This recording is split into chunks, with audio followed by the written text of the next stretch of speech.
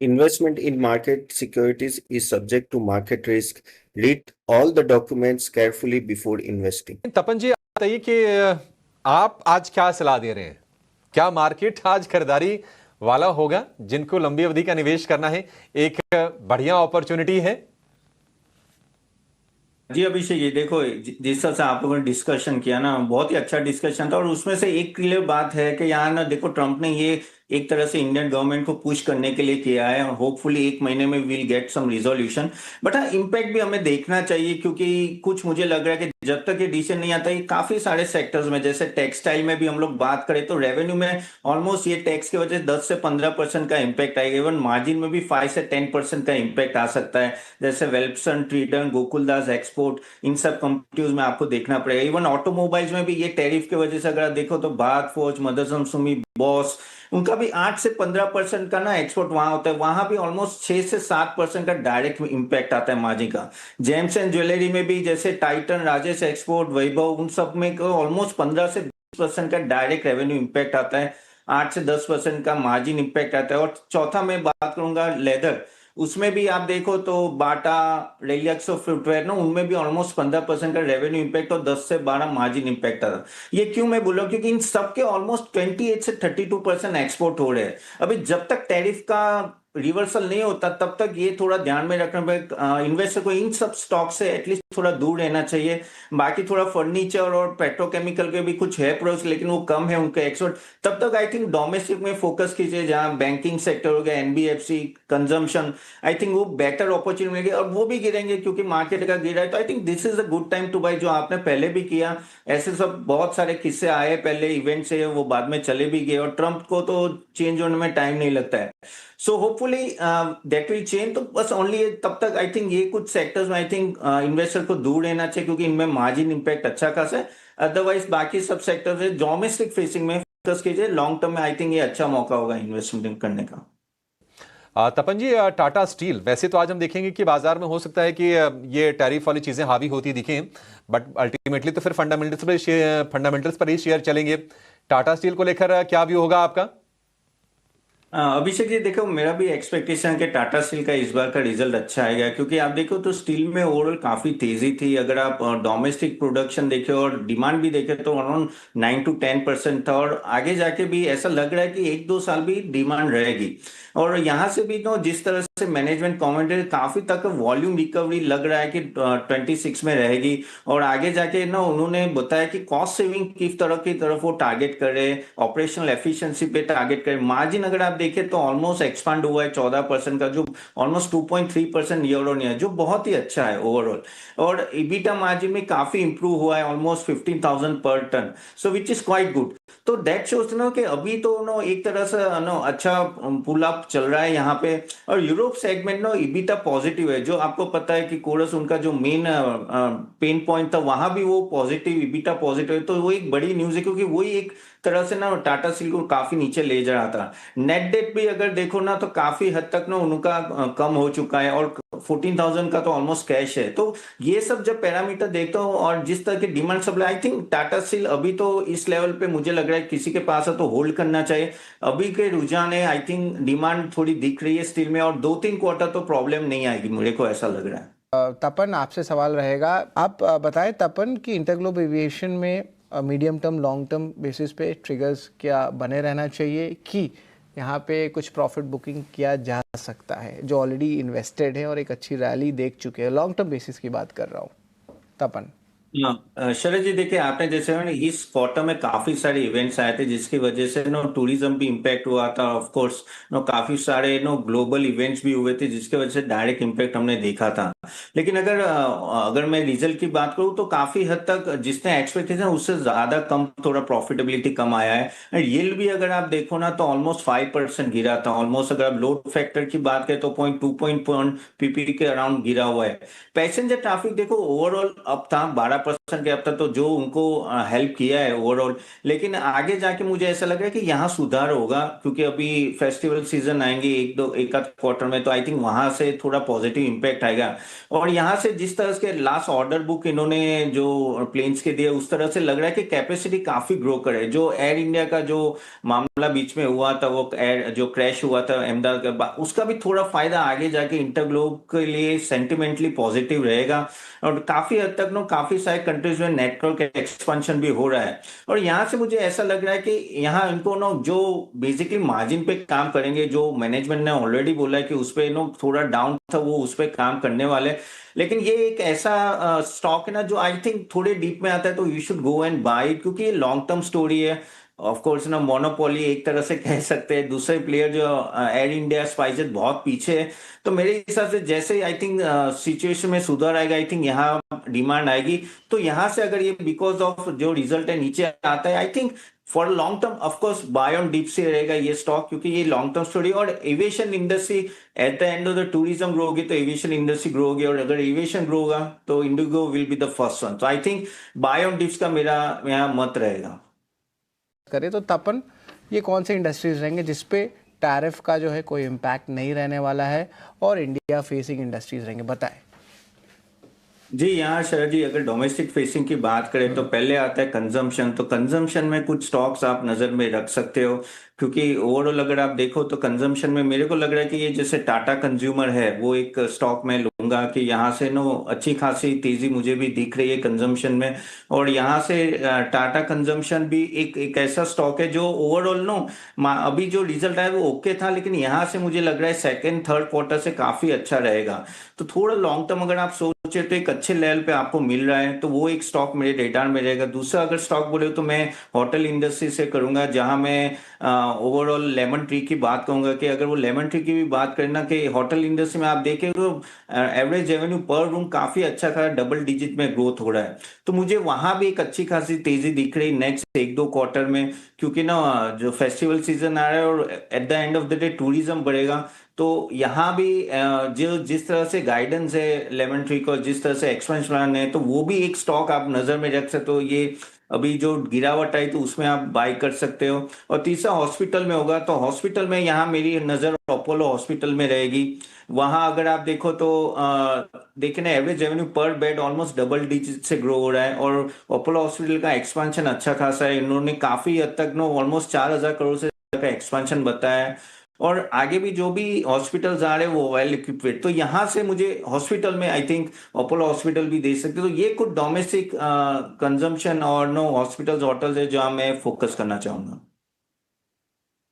तपन जी, tunnel जो पिछली तेजी में मिस कर गए थे, फिर से हम देख रहे हैं कि नई ऊंचाई की तरफ बढ़ रहा है। ये क्या करें टनल में?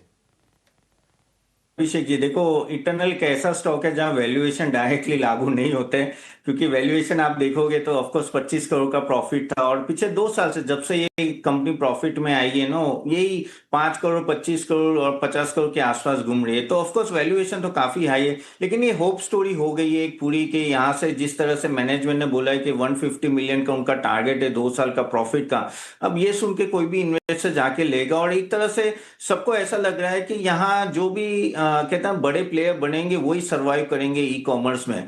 तो इटर्नल जिस तरह से अभी नंबर 1 है, ऑफकोर्स स्विगी से काफी आगे, जेप्टो से भी आगे, तो आगे जाके ऐसा लग रहा है कि उनको लग रहा है कि 1 साल 2 साल में, जैसे दीपेंद्र जी ने भी बोला था कि they are running behind the market share not the profitability, जो दिखा रहा है कि उन्होंने कह सकते हैं ना कि मार्केट शेयर बढ़ाने में लगे हुए, और इस बार मार्केट शेयर अच्छा खासा बढ़ा। उसके रीजन से वन ऑफ द रीजन कि ये स्टॉक इतना बड़ा है, और ऑफकोर्स पॉजिटिव कमेंट्री। अभी ये देखना रहेगा कि आगे जाके एक बार मार्केट शेयर के बाद वो प्रॉफिटेबिलिटी में किस तरह से कन्वर्ट करे, क्योंकि जिस तरह के उन्होंने प्रॉफिटेबिलिटी का गाइडेंस दिया है, पता नहीं 2 साल में इतना बड़ा प्रॉफिट वो कैसे अचीव करेंगे। क्योंकि eight the end of the आप जिस तरह से रन रहे हैं, और इवन जो मार्जिन कोलैप्स होते हैं ये सब ई कॉमर्स में ना, इट्स वेरी डिफिकल्ट कि आप मार्जिन इंक्रीज कर पाओ, क्योंकि नए नए प्लेयर और एडर है। जैसे कल ही आपने बताया डिमांड ट्रेडी ने अपने 3 घंटे और 6 घंटे का भी अपने डिलीवरी स्टार्ट कर दी है। वैसे जेप्टो ने भी, अमेजोन ने बेंगलोर में स्टार्ट किए। तो आप जब इतनी कंपटीशन होगी तो आपका मार्जिन कैसे बढ़ेगा पता नहीं। तो क्या होता है कि यहाँ थोड़ा वैल्यूएशन और जो अभी स्टॉक प्राइस है बहुत अंतर है, एक तरह की होप स्टोरी है। अब मैं तो इस पे नहीं आऊंगा कि मैं होप स्टोरी पे, क्योंकि eight the end of the profitability दिखना चाहिए। देखो जियो कर पाया, जियो ने 4 साल 5 साल लॉस करके फिर प्रॉफिटेबिलिटी में कन्वर्ट किया, लेकिन वहां 2-3 प्लेयर थे, लेकिन यहाँ 6-7 प्लेयर है। और थोड़ा मैं इसके वजह से थोड़ा कॉशियस हूँ। इस लेवल पे तो मैं एंटर नहीं करूंगा। आई थिंक 10-20% नीचे है फिर सोच सकते हैं एंटर करने का, अदरवाइज इस लेवल पे मुझे बहुत महंगा लग रहा है। तपन, हम अपने एग्री सेक्टर डेयरी स्पेस को खोल दें, ये पॉसिबल नहीं है। अपने हितों की रक्षा के लिए हमें शायद ऑयल इंपोर्ट्स और साथ ही डिफेंस इक्विपमेंट भी लेने पड़ेंगे, जो कि हम करते आए हम करते रहेंगे। और इस वक्त अगर आप देखें एफएमसीजी के इतर defence and ship building space में एक मूवमेंट जरूर नजर आई है। हरे निशान के साथ शिप बिल्डिंग स्टॉक्स इस वक्त Mazagon Dock, Garden Reach Ship Builders और साथ साथ एचएएल, बीडीएल पर भी लगातार नजर होनी चाहिए। एक इम्पैक्ट यहां पर जरूर पड़ रहा है, क्या राय होगी आपकी? जी मानसी, देखिए डिफेंस स्टॉक्स अभी देखिए पिछले 1 महीने में काफी गए, क्योंकि रिजल्ट्स अच्छे नहीं आए। देखो अगर हम मेजागोन डॉक की बात करें तो वो भी अच्छा रिजल्ट नहीं था, काफी बड़ा ऑलमोस्ट 500 करोड़ का एक प्रोविजन लगाया था। लास्ट टाइम भी उन्होंने लगाया था। इवन मैं जेन टेक्नोलॉजी की बात करूं तो वो भी डाउन सर्किट पे डाउन सर्किट चल रहा था कुछ दिनों तक।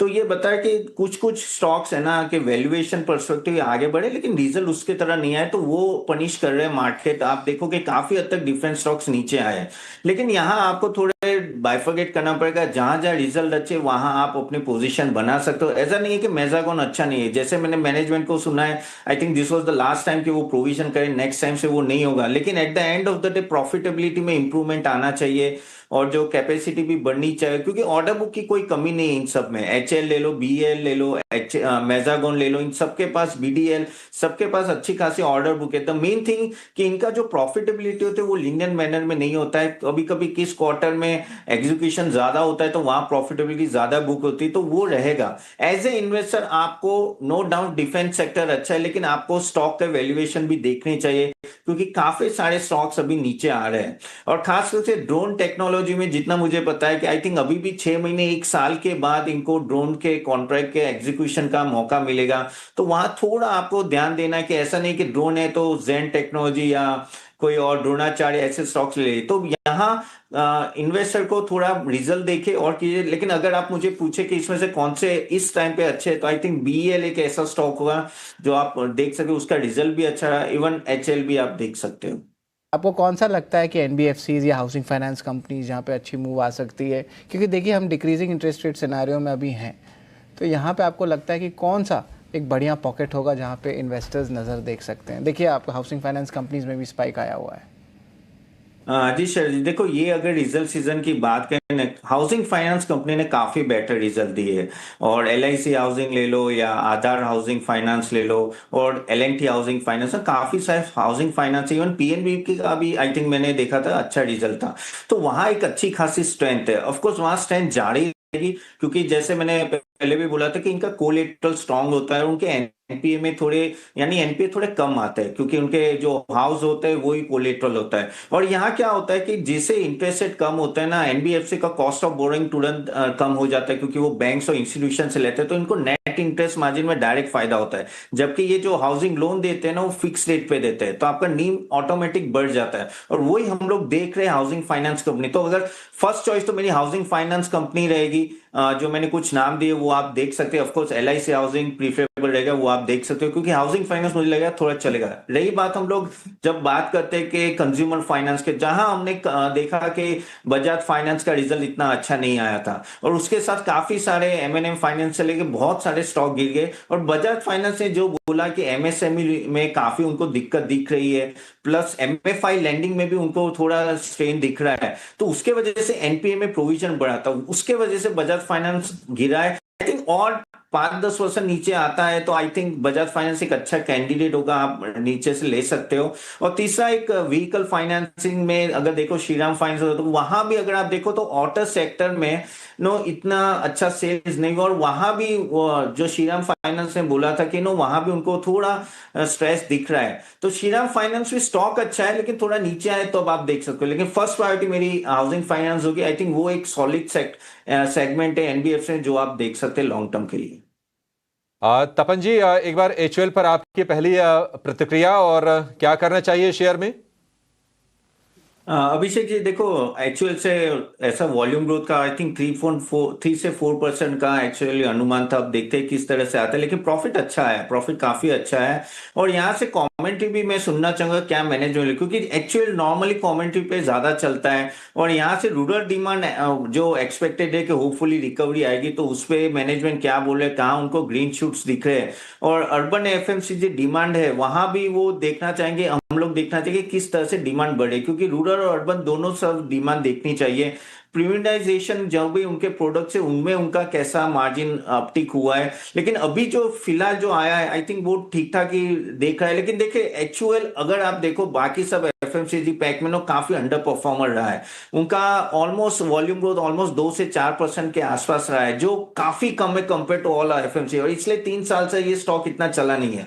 तो आई थिंक इसके वजह से भी अगर ये स्टॉक चलता है, अगर रिजल्ट क्या जाए, I think one has to see कि क्या ये नो मीट 10% 12% आगे जाके वॉल्यूम ग्रोथ होगा। अगर नहीं होता है तो I think better stocks available है, जैसे मैरिको है, टाटा कंज्यूमर है, जो डबल डिजिट में आपको वॉल्यूम ग्रोथ देते हैं। पर ये शॉर्ट टर्म में ऑफकोर्स स्पाइक आ सकती है, बट लॉन्ग टर्म के लिए मैं वॉल्यूम ग्रोथ और मार्जिन ग्रोथ दिखेगा तो ही आई थिंक इन स्टॉक में इन्वेस्ट करूंगा मैं एक्चुअली। तपन एक टेक आपसे भी जानना चाहेंगे, निजी बैंक क्षेत्र, सरकारी बैंक क्षेत्र नंबर्स ठीक भी रहे हैं, लेकिन इस पूरे बास्केट को कैसे देख रहे हैं ऑन अ फंडामेंटल बेसिस आप? मानसी जी देखिए, अगर हम लोग प्राइवेट बैंक और पीएसयू बैंक्स के रिजल्ट की बात करें, अगर रिजल्ट बेसिस पे, तो आई थिंक पीएसयू बैंक्स ने आउट परफॉर्म किया। आप देखो काफी सारे पीएसयू बैंक्स ने बहुत ही अच्छे रिजल्ट दिए, अच्छे खासे क्रेडिट ग्रोथ थे, इवन एनपीए भी काफी हद तक कम हुआ है। जैसे हमने देखा कि पिछली बार I think Bank of India ने अच्छा किया, इवन आगे भी इंडियन ओवरसीज बैंक और काफी सारे छोटे छोटे बैंक्स ने, पीएसयू बैंक्स ने बहुत अच्छा किया है। तो मुझे लग रहा है यहां से भी आई थिंक पीएसयू बैंक में लीड 1-2 क्वार्टर के लिए, क्योंकि फर्स्ट ऑफ ऑल इनमें मुझे ऐसा लग रहा है कि जो एनपीए का स्ट्रेस था वो काफी कम हो रहा है, प्लस क्रेडिट ग्रोथ बहुत अच्छा दिख रहा है, डबल डिजिट ग्रोथ दिख रहा है। जबकि हम लोग प्राइवेट बैंक्स की बात करें तो जैसे कोटक बैंक ने इतना अच्छा रिजल्ट नहीं दिया है, एक्सिस बैंक ने भी सिंगल डिजिट में क्रेडिट ग्रोथ दिखाया, इवन एचडीएफसी बैंक मिला जुला था, आईसीआईसीआई बैंक भी, ICICI bank one of the best था।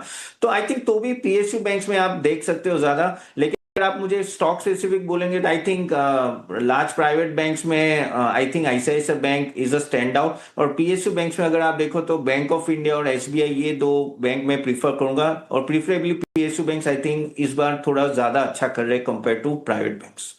दोस्तों हमारा नेक्स्ट सेशन अटेंड कीजिए, जहां हम लोग बताएंगे किस तरह से अच्छा पोर्टफोलियो बना सकते हैं आप equity, mutual fund, bonds, ETF, IPO में। तो एक डाइवर्सिफाइड पोर्टफोलियो जो आपको फाइनेंशियल गोल अचीव करने के लिए मदद है। तो लिंक मैंने कमेंट बॉक्स में दिए, जरूर अटेंड कीजिएगा। और आप चाहते हो कि आपका पोर्टफोलियो अच्छा बने, तो आप हमारे वेबसाइट को भी अटेंड कीजिए www.catapan.in, जहां हमने equity, bonds, mutual fund, ETF, IPO के बारे में किस तरह से हम लोग बाय और सेल रिकमेंडेशन देते हैं, along with the research reports, weekly session और काफी सारे रिसर्च ऑन डेली और वीकली बेसिस आपको मिलते हैं। तो www.catapan.in भी जरूर अटेंड कीजिएगा।